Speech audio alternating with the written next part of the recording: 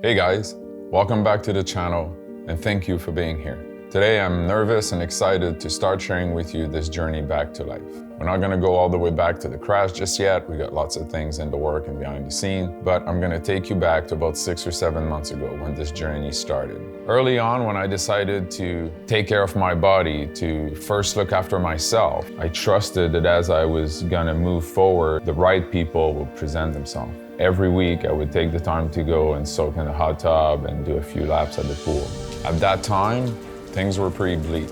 I felt like I had no friends or family, that I was all by myself. And so early on this journey, I came across this gentleman that felt larger than life. And as I got to know him, the more I found out the similarities between our stories, and especially our journeys through pain. He rapidly became an inspiration for me, an example, an embodiment of putting your head down and getting the work done, but putting the priority on your body. So I hope that you enjoy this conversation with Walter. And if you find yourself in pain, emotionally or physically, know that you're not alone. The road is not easy, but consistency is the key. Put your head down, get the work done, and keep moving forward. So without further ado, here is Walter. Let's go, let's do it. So first of all, thanks for coming. My pleasure. I'm happy to be here. My name is Walter. I was born in Red Deer, Alberta. My dad was in the military. Shortly after I was born, he got transferred to CFB Zweibrücken in Germany, and then he got transferred to CFB Moose Jaw, and then from Moose Jaw, he got transferred to CFB Chatham up in the Miramichi in northern New Brunswick, and that's where he retired after 25 years in the military. How old were you then? I was 18 when he retired, and I had just gone from high school to Dalhousie University. I studied physical education. Okay. This is where it starts to get complicated for me because I was getting ready to take my National Lifeguard certification. I was training like a mad fiend. I had been a lifeguard since I was 14, 15 years old. I was now the head lifeguard there. A friend of mine and I were training. Then we went over to the gym to horse around for a bit. And that's when I broke my neck and my back off of a vaulting board. And I only went halfway around and I came right down onto my head. My feet hit the floor above my head, and then I just flopped, and that was it, right? The orthopedic surgeon at the time said I was lucky to still be alive. He said I should have died from that accident. So this was in 1978 when the accident happened, May of 1978. I had what's called a subluxation, which means that the vertebrae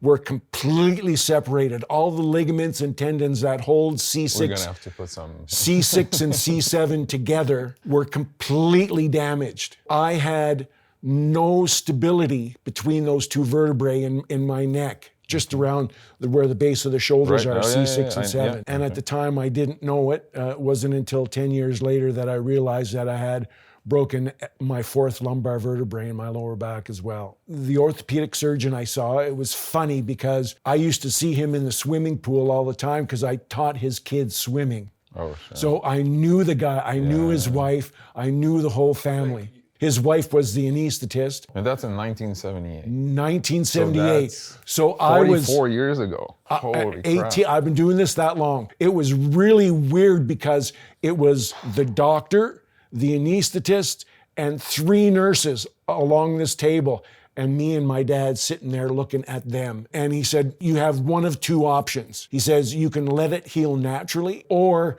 you can have a spinal fusion and you can have relatively good motion in your neck until you're about 50. And they didn't really give us much time. And I'm 18 years old and I look at my dad and my dad looks at me. And what I was most concerned about was I was missing my grade 12 graduation. I spent 10 hours on the operating room table the day of our graduation. Gotcha. And I don't remember 3 days post-op. That was all just a blur to me. I wasn't really at that time in my life concerned about what my future was going to be like. I just wanted to address what was in the present facing me at the time. and to try and overcome that as best as I could so that I could carry on with what I wanted to do, which was, I wanted to be an athletic trainer for a NHL hockey team is what I wanted to be. So you still believe you were going to do this? You're like, fuck it, I don't care, broken neck or not, I'm fucking doing this. I'm going for it. And I mean, that hasn't changed in 44 years. No, it hasn't. Fuck it, I'm going for it. It's just the way I am, right? Right, but I think there's value in this, right? Absolutely, I think there is. at 18, it's maybe a little bit of naivete, but yes, I would agree with you there for sure. So considering I had just been accepted to physical education at Dalhousie University about a month prior to that this was the route I was going to take. I would rather have the ability to move my neck until 50 as opposed to 35.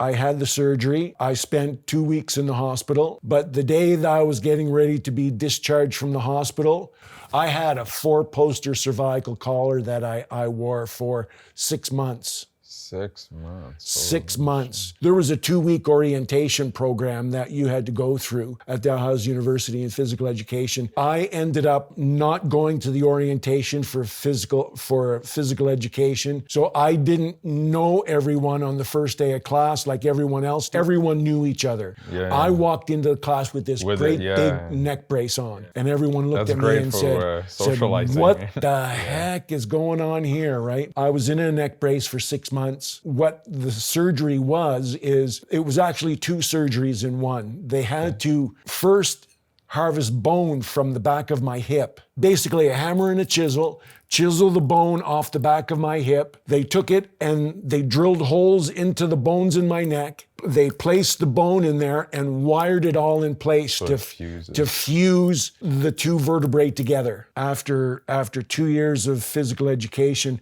I actually went back and got my certification as a national lifeguard. I was very fortunate that I was very physically active. You didn't struggle with no. painkillers addiction? Well, that's when I started smoking pot. Aha! That's when I started smoking pot. Yeah. And I think in some ways it was really good for me, but now it's flipped around and it's come back to haunt me now with COPD. Yeah, chronic obstructive pulmonary disease or a lung disease, right?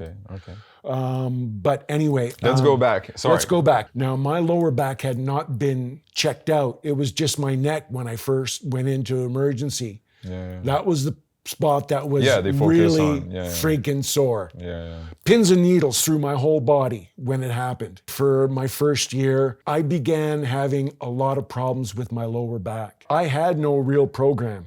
I was in school full time. I was taking extra theory courses in my first year because I couldn't take any activity courses, like all kinds of different things, track and field, gymnastics. Yeah, because you were still wearing I was still wearing a 4-poster cervical collar. And so in my second year, I had to try and catch up with activity courses. Gotcha. So I had no time. By the time I got home, I was beat. I was burning the candle at both ends of the stick. Right, because physically, how were you making out? It was really rough. Back to my lower back, bad muscle spasms, bad pain back there, numbness in my feet. You're in your early 20s at that point. I was 19 years old. In my second year, when I got back to Ottawa with my parents and I was playing golf with my dad, and right off the first swing, off the first tee, I just couldn't walk. I couldn't move. I went to the hospital and they said, "Well, Walter, you've got a muscle spasm in your back. Nothing to worry about. Here's some narcotics. Go live your life." So I took the narcotics. I rested, and within a couple of days, I was up and out and walking and cycling and doing everything I was pretty well doing. One thing I've always done is I've always listened to my body. I rate my pain every day on a scale of 1 to 10. So that's something I'd like to talk more about, pain itself. There's 2 types of pain, right? You got the chronic pain that's just there every day, and you got the pain, if I do something and I twitch something, whatnot, there's this screaming pain, right? Different type of pain. Oh, absolutely there is. Wouldn't you agree that most of the time, you said, you rate your pain every day? Sometimes it's higher, sometimes it's lower, but every day you're still Walter. Yeah. You're still trying to make shit happen, and so on and so forth, right? Sometimes, if your pain is really bad when you start the morning, you might not be in a very good mood, something happened and your mood, your capacity to respond is affected. Do you know what I mean? I get much more quiet. Okay, so like everybody's different, right? But like quiet is like a ticking bomb. That's like just, right? It can be a ticking bomb. So to me, chronic pain is like that chatter in my mind. It's taking like so much space. If I'm really in pain, like my hips are aching so much, like it's hard to stay like comfortable, or this kind of like break apart from the one part of your consciousness is like focus on the person you're talking to, but there's also a part of your like processing your energy subconscious that's like totally focused on what your body's screaming at you, you know? That number one, first of all, you're screaming like this all the time in the back of your head, but you have to understand that you're not alone. You're not the only one that's like that. When I was a respiratory therapy student at Toronto General Hospital through the college that I was taking, I actually saw an 18-year-old girl come in and had the exact same surgery that I had. And after that, I began seeing more and more spinal surgeries. How did you deal with pain when you had all of this? Like... Well, I smoked a lot of pot. That was a big part of it. I smoked a lot of pot, and that really helped a lot. When I really got sore, it was the combination of Tylenol number 3s and pot that was really good. But at that point, you were still not listening much to your body. No. Like you were not just back like... then, because I was still super active, and it was more just of the chronic pain that I was dealing with on a daily basis. You know, just general aches and pains like that just never went away, that were always nagging and at the worst time seemed to get worse. Right. And so again, I turned to smoking pot, and that helped me through it a lot. And I didn't realize until after I quit how much it really helped me. But at the end, it wasn't helping me at all anymore. So that was one of the ways I coped and dealt with my pain, was with pot. Now again, I was extremely active still all the time. My physical activity and smoking a lot of pot was basically how I dealt with it and was able to manage it and keep that chatter way in the back of my head. I guess I understood from a very early point on that this was just the way it was going to be. I had to come to an acceptance, and some people get to it quicker than others. Some people never get to it at all. I just had this joy for life and didn't want to go down that path. But anyway, I just kept myself really physically active, and acceptance came very quickly for me. What I say to people nowadays, because I've been doing this for so long, is pain is my body's way of telling me I'm still alive. Right. So I saw a lot of people in wheelchairs. I considered myself very lucky.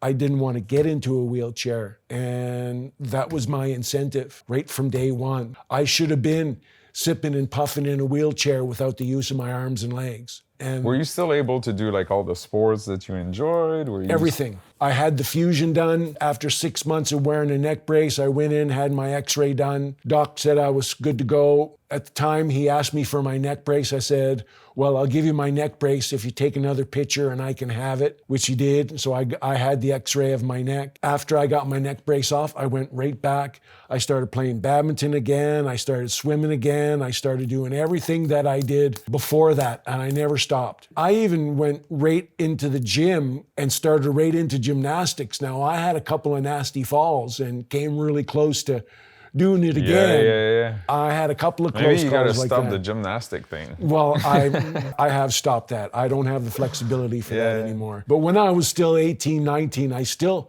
had some flexibility there. I knew I did have some range of motion difficulties, but again, I came to an acceptance really quick, smoked a lot of pot. And again, acceptance was a really big factor, being able to accept it so quickly. When I got home from the hospital and I had my neck brace taken off, I can remember vividly in the shower, crying my eyes out, saying to myself, I gotta make something of myself. I can't just feel sorry for myself. Was it like I got a second chance, basically? Or Pretty much. I promised myself back then that I was going to make something of myself, and I kept that promise to myself. To get back to my lower back, I was actually a porter at a hospital in the East End of Toronto, Salvation Army Scarborough Grace General Hospital. And I got to know everyone in the hospital. As a porter, you went everywhere. Okay. And so I started talking to people and saying, listen, you know, I'm doing 8-hour, 12-hour shifts, and there's a lot of times I don't feel my feet hitting the floor. So you're a little bit like me. So if I can, you know, you're telling me, yeah, you were fine to do everything and that, but at the same time, like, shit, I don't feel my feet. So you weren't fine to do everything. I did it anyway. Right. I did it anyway. I played golf, I played badminton, I played tennis, I played squash, I swam. I did it all. Right. And I continued to do it as long as I could. It seems like, you know, you were young, this happened, you were in a little bit of like denial. You're like, no, you know, I'm gonna overcome this. I'm gonna nonetheless like make what I can. But at the same time, your body was paying the price. Well, again, though, I didn't know back in 1978 that I had a broken lower back. And it was only because I was having all these symptoms that I was a porter at Scarborough Grace that I spoke with an orthopedic surgeon. They ordered, because I was an employee, I had a nuclear medicine scan done, and it showed that I had a fractured vertebrae at L4. Okay. And that's what was causing all my neuropathic symptoms in my feet, in my legs, the numbness. I didn't know my feet were there. I couldn't feel the shoes on my feet, the socks on my feet. So in 1988, almost 10 years to the very day, I ended up at St. Mike's and had what they called a spondylolisthesis repair at L4. And what they did there, they did a similar surgery that they did in 1978 on my neck. And so they put bone grafts in at L4, and they drilled holes, put the wires through, and wired it up. And so I ended up in a body kind of cast for 6 months. And at the time I was taking respiratory therapy at Toronto Institute of Medical Technology. It always seemed when I was going to school, I seemed to have these major surgeries. This was, I was able to complete. But anyway, so I had my second surgery on my lower back, and everything seemed to be, you know, I had a sore neck, I had a sore back. It was like that all the time. All the time. And I just dealt with it. How did that affect, let's say, like your social life or like? I didn't let it affect my social life. However, I was on a lot of what they call non-steroidal anti-inflammatories. Pills. Taking a lot of medications. Non-addictive necessarily. No. But lots of medication. Yeah, I was on for a number of years. So like now, like I'm starting to feel that you mentally, you're strong. You're like, you're stubborn. You're a little like naive or like, it seems like now we're getting to a point where maybe you're starting to put one and one together. Like the body's starting to fall apart. Things are not really working. How was that gap in between who you were in your head? And here's what I came to a major light bulb in my head kind of light on. I had 2 years of physical education at Dallas, so I had all this training on physical activity and sports, and I then became a respiratory therapist, had all that medical training, and those two things are what's keeping me going right now. The knowledge and the background I have is what's keeping me sane, because if I didn't have that knowledge and background, I would be scared shitless of what's going on in my body right now. And it's only because I have an understanding of my body, how my body moves, how my body functions, that I'm able to continue to do what I do on a daily basis. I wallowed around a bit, you know, for a while there.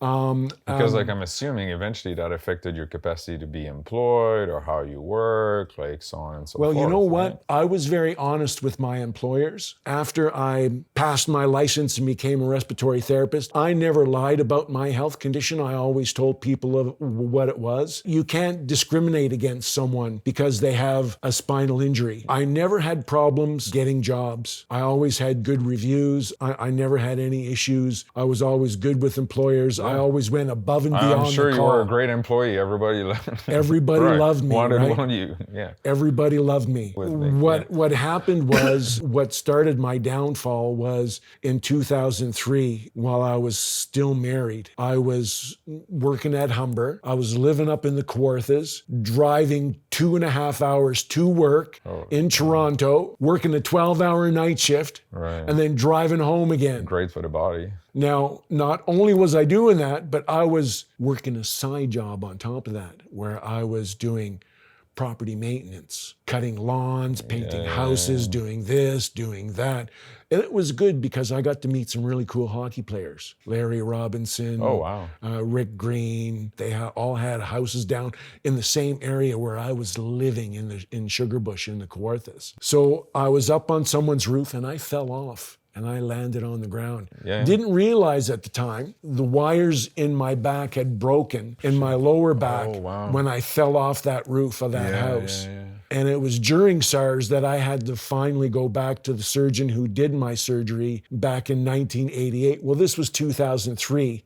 And so he took one look at me and said, well, Walter, he says, it's been 15 years since you had your surgery. Those wires in your back, they're embedded. If we tried to take those wires out, you wouldn't be able to walk. So I worked during the SARS crisis with broken fusion wires in my lower back. I worked like that until December of 2004, where I could no longer take... We do not condemn for people to do that. Until I could no longer take it anymore. And I actually spoke to the medical director of the sleep lab. At the time, he's a respirologist, fantastic doctor. And I told him what was going on in my lower back. And he says, what the fuck are you doing still working? He said, you should be on disability. Broken fusion wires? What the fuck? He said. At that time, I developed a condition called cervical myelopathy. Now, cervical myelopathy is a condition by which when they take living bone from your body and they put it somewhere else and it starts to fuse, there's nothing in the body to tell that bone to stop from fusing. And now not only the 6th and 7th cervical were fused together, but my T1 just below was now fused to C7. Now the fusion has started to spread through the rest of my spine.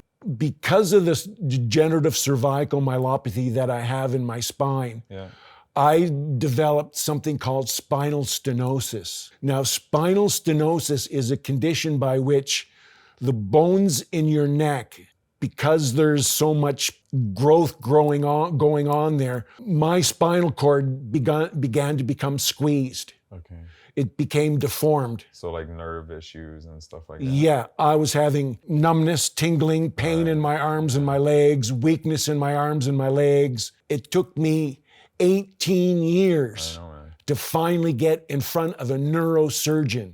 Not only was I dealing with the broken wires in my back, but I just separated from my wife, lots of shit going on with the kids. She threatened to take the kids away from me. And it just got to the point where I was spiraling down and down and down and down. I got really depressed. And I'll tell you something, Frank, right now that I learned, and I'm going to tell you guys this right now. Anger and stress are no good for pain. Those two things will multiply your pain by 10. Anger and stress. You need to make room in your head. Especially anger. Stress I can deal with a little bit more. Anger, not so much. You know, it's really interesting you say that because I shared the perception of existing, my ego. I say that it's the tension that I hold in my body. And how do I hold tension in my body? I hold it by how I feel about myself. So if I'm angry, just the underlying current through my body is gonna be tensing things up. It's gonna hurt, it's gonna ache. If I'm stressed, same thing. What we are, I know it's an obvious thing, but it's like you say, like if you're angry, if that's what you're holding in your mind, and that's what your body is holding, literally. And you subconsciously guard, and that just makes your muscles tighter and makes your pain worse. That's right. Now, one of the things I did after I left my wife, I lived in my own apartment in a little bit of a rough end of the city because I was on long-term disability and not making much money at that time and was going through a really nasty divorce and separation and trying to make ends meet and paying your own bills and paying the other bills as well. So it was pretty trying for many, many years. and got myself a really good doctor in Toronto it was suggested that I take anger management. It really helped me out because I got to be able to recognize when that was beginning, and it taught me steps so that I wouldn't get to the point where I was escalated so high that I was angry and I was, you fucking, you know what I mean? Right. And that's what I tried to avoid. Right. So by getting into anger management, learning what my triggers were that made me angry, and having the steps in place to be able to step back from that and keep myself in a... How much of a role do you think pain was playing in that anger? A lot. It was everything. Right. And so if somebody comes to ask you something even simple, you're like, what? What the fuck? Exactly. Because there's no... Exactly. Right. And again, it was because of all the situations that were happening around me at that time. I was losing my job. I was losing my career. I was losing my wife. I was threatened to lose my children. I've now lost my home. I've lost everything I've worked for. Sorry, man. And I was fucking pissed. Right. And my anger probably was... confused as well. Oh, yeah. And not understanding. My anger was through the roof. Right. I was grinding my teeth like you wouldn't believe. I had to take anger management, and I had to learn how to calm myself down. Pain sucks the energy right out of you. Right. It like drains the life out of you, literally. And if you get up in the morning in chronic pain, you're starting the day on the credit card. You're already borrowing money. You haven't even started. I haven't even got out of bed yet. Right. If I go to the period in my life where I had just lost everything and was dealing with all of that stuff all at the same time, I wasn't getting out of bed. Right. I wasn't doing anything. Right. I wasn't eating. I wasn't taking care of myself. I was now smoking cigarettes again. I was smoking pot like nobody's tomorrow. I just was not taking care of myself. And that went on for 5 or 6 years at least. I spiraled down. I was on 2 different antidepressants. I was on OxyContin. I was on oxycodone. I was smoking pot, and I was on a month. It was a good thing I had benefits at the hospital. $700 a month I was spending on medication. $700 a month. Yeah. And it wasn't helping. And it got to the point where, I was living in this apartment by myself. I had one sister who no longer lived in Ontario. She had went into semi-retirement, moved to Costa Rica. I had another sister who was in business and was traveling all the time. So I was pretty much left on my own. And I spent months and months and months in my apartment by myself alone. And I cried and I cried and I just wasn't eating. And I couldn't smoke enough pot to get an appetite. Yeah.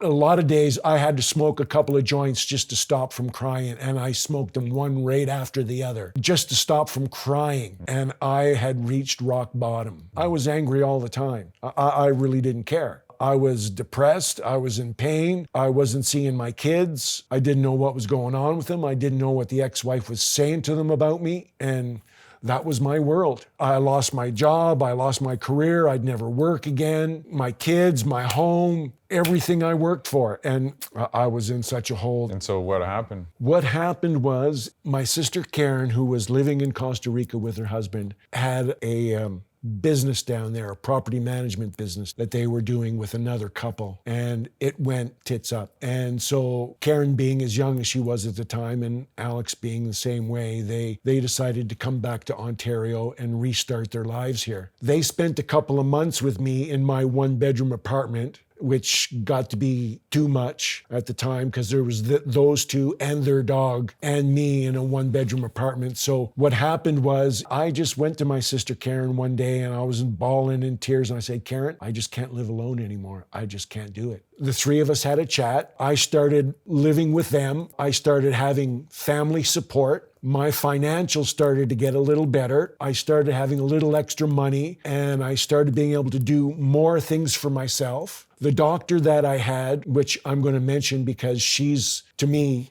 my guiding light. Her name is Dr. Jocelyn Charles, an amazing woman. She understood where I was at. She had a similar surgery on her lower back that I had. So she understands the concept of back pain, spinal pain. She got me into a couple of different pain management courses that I took. One was out of Bridgepoint Healthcare in downtown Toronto with a pain specialist by the name of Dr. Ted Robinson. Now, he was friggin' amazing. And it was with him that I learned about something called mindfulness-based stress relief. Really big key factor in my life now. Letting go of stress, effortless relaxation, chakra suites, and all this kind of stuff. And it's all meditative, it's all healing music. And I started listening to this CD that I got from the program. It was a 10-week program that I went 3 days a week. It was about mindfulness-based stress relief. It was about healing your mind, could heal your body. It also involved physical activity and the importance of physical activity in your life. And it was from there that it really started to change for me. So can you share some of those insights? What happened was I got off of the antidepressants. That made a huge difference after that. I then got off the Percocets, the oxycodone. That made another huge difference. Still on OxyContin. What big difference did it make for you? Well, it cleared the brain fog. It made me less exhausted all the time.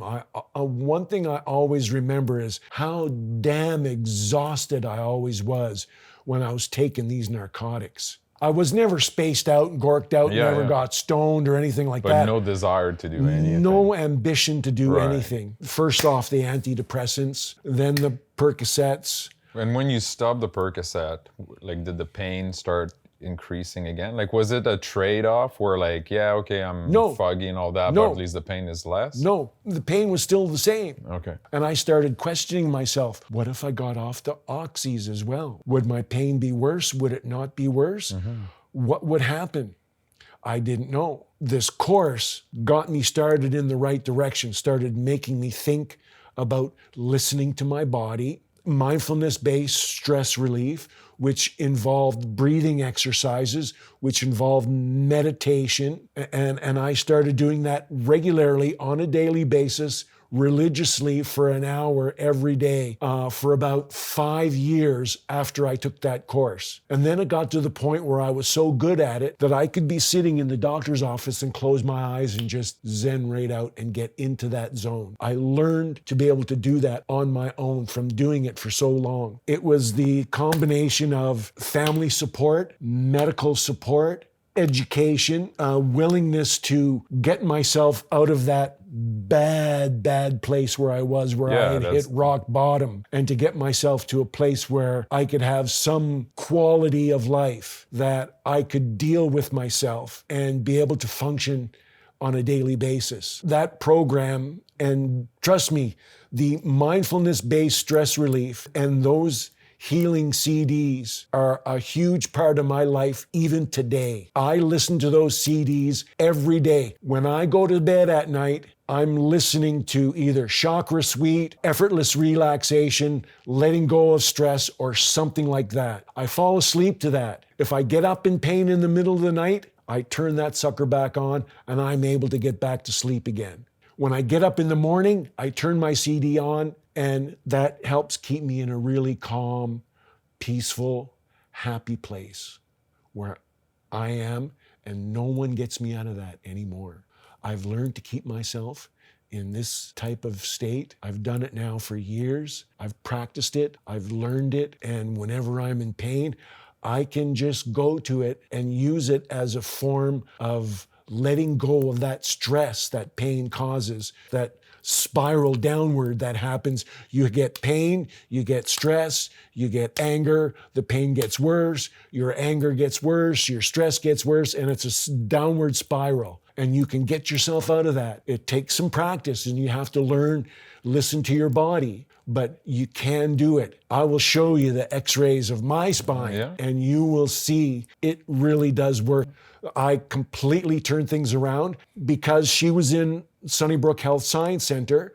I had at my disposal, all she had to do was make a referral. And I had an occupational therapist at my door. I had a physical therapist at my door, and I didn't have to pay for it. I had a physical therapist give me strength exercises to do. I had an occupational therapist help me with making life easier for me with activities of daily living. And I just continually progressed it from there to the point now where I'm lifting dumbbells 3 days a week, 20 and 25 pounders, right? And I've got good upper body strength. And I'm now swimming 2 kilometers 3 days a week. Yeah.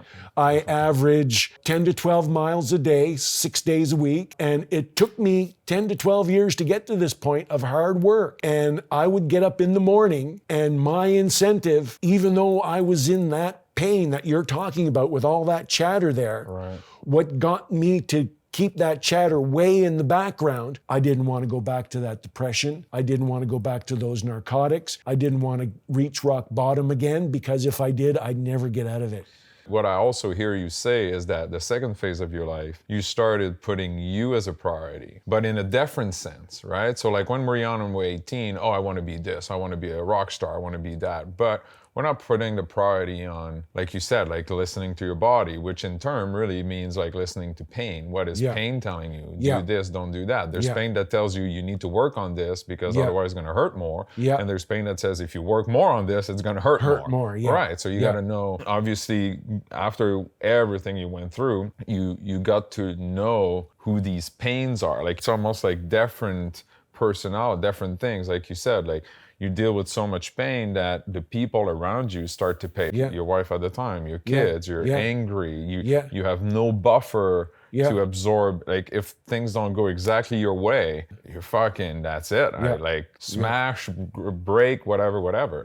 I don't know if it was the same for you, but for me is that when I started saying no, when I started saying no in the sense that I need to do this for me, like to a point where I had no other choice. Like my body was hurting so much. I had 2 choices, like you said. Either I go back down the road of spiraling down. Right. Or I start doing for myself the things I need to do for myself. Now that means that other people are not gonna like it. So that means I'm not gonna be the superstar worker anymore, because I'm gonna need to say, no, I can't do that. Like I cannot be the superstar for everybody, doing everything, sacrificing my body, disregarding myself all the time. Like it seems that you're kind of saying the same thing. So when did you get to that point where you realized that, and how did you get to that point that you, right.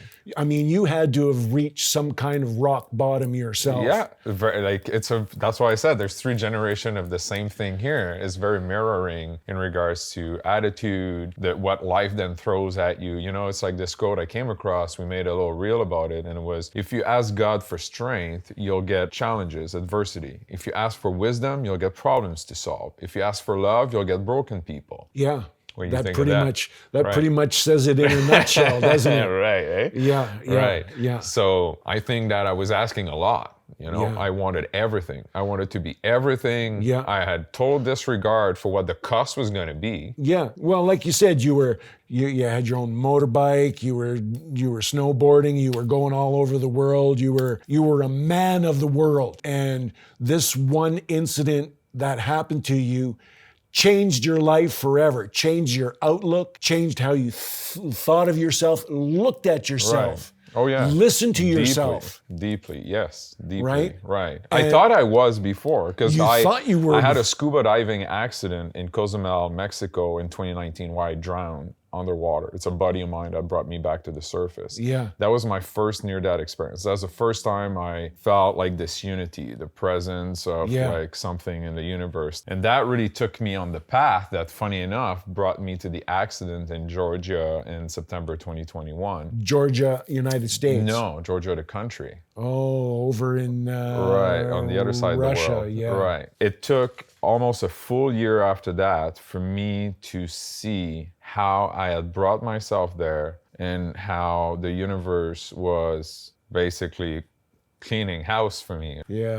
Like I was so down, like I couldn't move for like the most part of a year, broken neck, broken back, the lungs, everything was just crumbling around me. Family, relationships, friends. And like you, like it touched my heart when I heard you say that. I was by myself, and like it's a lonely place when you're by yourself and you start got cutting no corners, one to talk to. right, and so on and so forth. It's Christmas Day and you're all by yourself. Right, but only from there can you get the perspective. Like Mike Tyson said it, the struggle of coming back is beautiful, and the way up is rock bottom. Like you have to hit that rock bottom, because there's only one way left.